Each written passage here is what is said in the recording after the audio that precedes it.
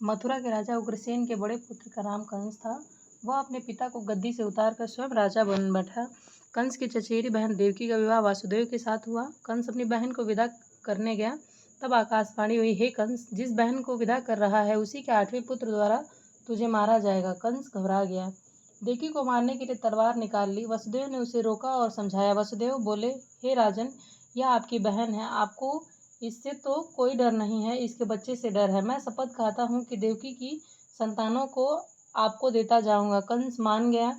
उसने वसुदेव देवकी को बंदी गृह में डाल दिया। जब देवकी की संतान होती, कंस उसे मार डालता। भाद्रपद मास के शुक्ल पक्ष में अष्टमी की आधी रात को देवकी के 8वें पुत्र की श्री कृष्ण का जन्म हुआ। कृष्ण के जन्म लेते ही जेल के ताले व फाटक खुल गए। वसुदेव की हथकड़ियां और बेड़ियां खुल गईं। द्वारपाल नींद में सो गए।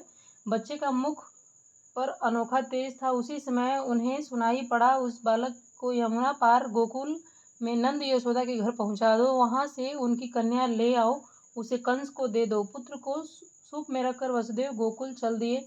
उस समय वर्षा हो रही थी। शेषनाग ने आकर बालक के ऊपर अपने फन का छाता बना दिया। यमुना का जलस्तर बढ़ रही थी। कृष्ण के पैर छूते ही यमुना घट गई। वसुदेव गोकुल पहुंच गए। नंद के घर सब सोए हुए थे। वसुदेव ने बालक को यशोदा के पास सुला दिया और यशोदा की कन्या को लेकर मथुरा लौट आए। उन्होंने आकर कन्या देवकी को दे दी। गोद में आते ही कन्या रोने लगी। रोना सुनकर पहरेदार जाग गए। संतान होने की खबर पाकर कंस बंदी गृह आया। उसने बच्चे को देवकी के गोद से छीन लिया। कन्या का पैर पकड़कर पत्थर पर पटकना चाहा, लेकिन कन्या हाथ से छूट गई और वह कहती हुई आकाश में चली गई। हे मूर्ख, तू मुझे क्या मारेगा?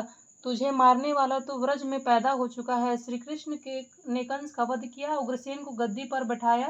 कृष्ण ने महाभारत की लड़ाई में अर्जुन को गीता का उपदेश दिया और पांडवों की सहायता की। बोलो कृष्ण भगवान की जय। हर हर महादेव।